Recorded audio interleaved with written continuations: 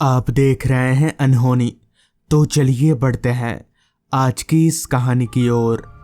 एक शाम जब मैं अपने घर पर बैठकर शाम की चाय के मजे ले रहा था, तभी मेरे दरवाजे पर दस्तक हुई। मैंने उठकर दरवाज़ा खोला तो दरवाजे पर मेरा दोस्त अमर खड़ा था। अमर मेरे गांव का काफ़ी अच्छा दोस्त है, जिस पर मैंने अमर से कहा, क्या हुआ अमर, क्या बात है?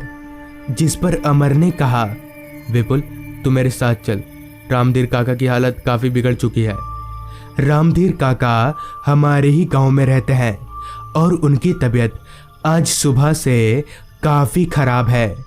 उनका इस दुनिया में एक बेटे के सिवा और कोई भी नहीं है, मगर उनका बेटा किसी काम के सिलसिले से दूसरे गांव गया हुआ है।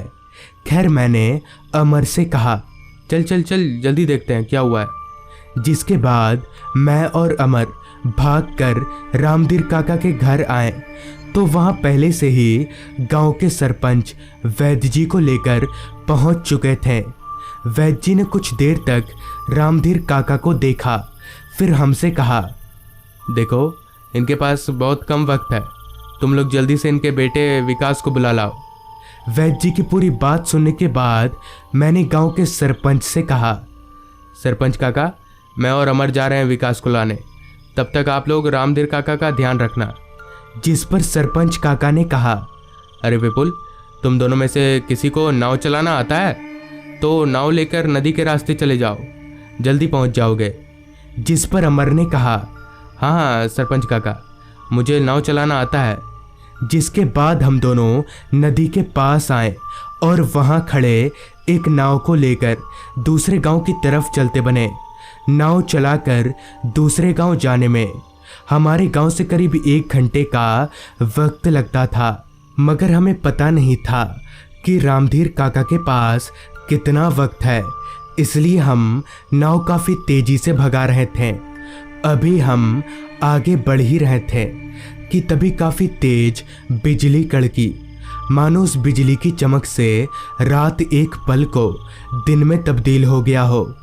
उस बिजली की आवाज़ से एक पल को तो हम भी डर गए कि तभी अमर ने कहा, अरे भाई लगता है काफ़ी तेज बारिश आने वाली है और बारिश आ गई तो हम लोग काफ़ी बुरे फंसेंगे।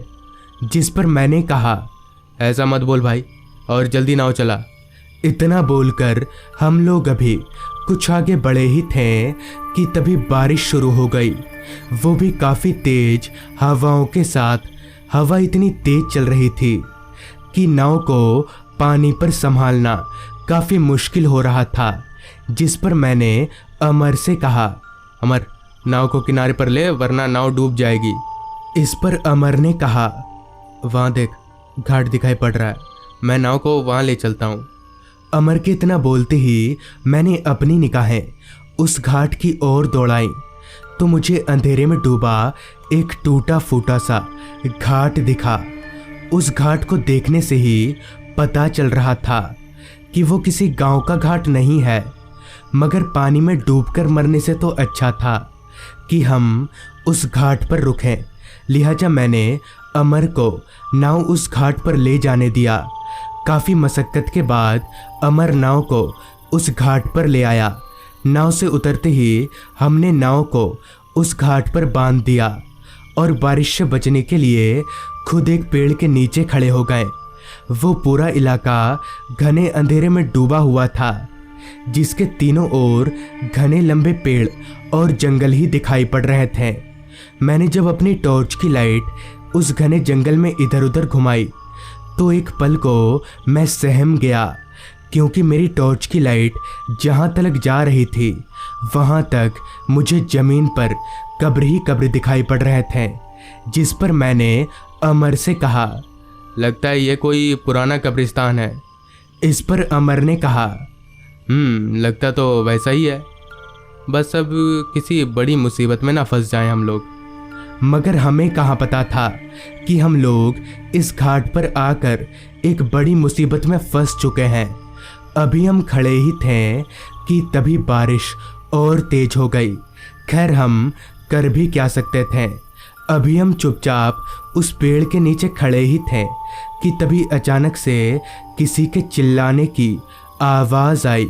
मगर वो चिल्लाने की आवाज़ इतनी ज़ोरदार थी कि हमें एक पल को पता ही नहीं चला कि कोई चिल्लाया था या फिर बिजली कड़की। खैर, इसे हमने अपने मन का वहम माना और एक पुतले की तरह पेड़ के नीचे खड़े रहे। करीब 2 मिनट खड़े रहने के बाद हमने देखा कि उस घाट पर एक और नाव आकर रुकी। नाव के रुकते ही उसमें से एक आदमी उतरकर हमारे पास आया और हमारे साथ ही उसी पेड़ के नीचे खड़ा हो गया। अभी हम खड़े ही थे कि तभी उस आदमी ने कहा, बहुत देर से खड़े हैं क्या आप लोग? जिस पर मैंने अपना सिर हाँ में हिलाया। जिसके बाद थोड़ी देर चुप रहने के बाद अमर ने उस आदमी से कहा, आप कौन हैं और आप पहले भी यहाँ आए हैं क्या? जिस पर उस आदमी ने कहा, हाँ, मैं रोज रात को यहाँ आता हूँ। उस आदमी की बात सुनकर मैं थोड़ा हैरान हो गया कि भला ये आदमी इस वीरान सी जगह पर हर रोज क्यों आता है। जिस पर मैंने उस आदमी से पूछा, क्यों भाई साहब, आप इस वीरान सी जगह पर रोज क्यों आते हैं? इस पर उस आदमी ने कहा, इसके पीछे एक बहुत लंबी कहानी है। हमारे पूछने पर उस आदमी ने बताना शुरू किया। आज से 2 साल पहले मैं इस नदी में मछली पकड़ा करता था। रात में ज़्यादा मछलियाँ मिलने के कारण मैं अंधेरा होने के बाद मछली पकड़ने निकलता था। उस शाम भी मैं अंधेरा होने के बाद नाव लेकर मछली पकड़ने निकला। उस रात मुझे काफ़ी ज़्यादा मछलियाँ मिल रही थीं, जिस कारण मैं लालच में पड़ गया और नदी के इस इलाके तक आ पहुंचा। उस रात भी आज की तरह ही काफ़ी तेज बारिश शुरू हो गई। मैं बारिश से बचने के लिए इसी पेड़ के नीचे आकर खड़ा हो गया। मेरे दोनों हाथ में मछली से भरी थैली थी।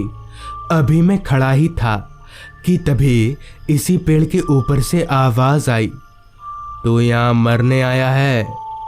उस आवाज़ को सुनकर मैं एकदम से चौंक गया। अभी मैं खड़े खड़े डर ही रहा था कि तभी उस पेड़ के ऊपर से एक शैतान उतरकर मेरे सामने खड़ा हो गया। उस शैतान को देखकर मैं ज़ोर ज़ोर से कांपने लगा। अभी मैं कांप ही रहा था कि तभी उस शैतान ने मेरा गला पकड़ लिया और काफ़ी ज़ोर से दबाने लगा। उसने मेरा गला इतनी ज़ोर से दबाया था कि मैं वहीं मर गया। उस आदमी की पूरी बात सुनने के बाद मैंने कहा, क्या मजाक कर रहे हैं आप तो हमारे सामने खड़े हैं। मैंने इतना कहा ही था कि तभी वो आदमी ज़ोर ज़ोर से हंसने लगा और हंसते हंसते हवा में धुआं हो गया। उस आदमी को इस तरह गायब होता देख हम दोनों डर से कांपने लगे। हमें पता चल गया कि वो आदमी सच बोल रहा था और वो उसकी आत्मा थी। अब हमें इस जगह पर रुकना ठीक नहीं लग रहा था, जिस पर हमने तय किया कि हम बारिश में भीग ही जाएंगे, चाहे कुछ भी हो जाए। अभी हम भागने ही वाले थे, तभी वो शैतान हमारे सामने आकर खड़ा हो गया। उस शैतान को देखकर हमारे शरीर का सारा खून एकदम से सूखने लगा। अब हमने अपने बचने की उम्मीद खो दिए थे और हमने अपने आप को तकरीबन मरा हुआ मान ही लिया था। अभी हम मरने ही वाले थे कि तभी वहाँ से गुजर रहे एक नाव ने हमें देख लिया और ज़ोर ज़ोर से चिल्लाने लगा। उस नाव वाले की आवाज़ सुनकर वो भूत कहीं गायब हो गया। तो इस तरह से हमारी जान बच गई, जिसके बाद हम सीधे नाव लेकर विकास के पास गए और उसे लेकर अपने गांव रामधीर काका के घर पहुँचे। मगर रामधीर काका अब इस दुनिया से जा चुके थे। तो दोस्तों, ये थी आज की कहानी। अगर आपके पास भी ऐसी ही कोई कहानियाँ हैं तो हमारे साथ ज़रूर शेयर करें। तो मैं आर्यन जल्द ही मिलूँगा आपसे ऐसी ही एक कहानी के साथ।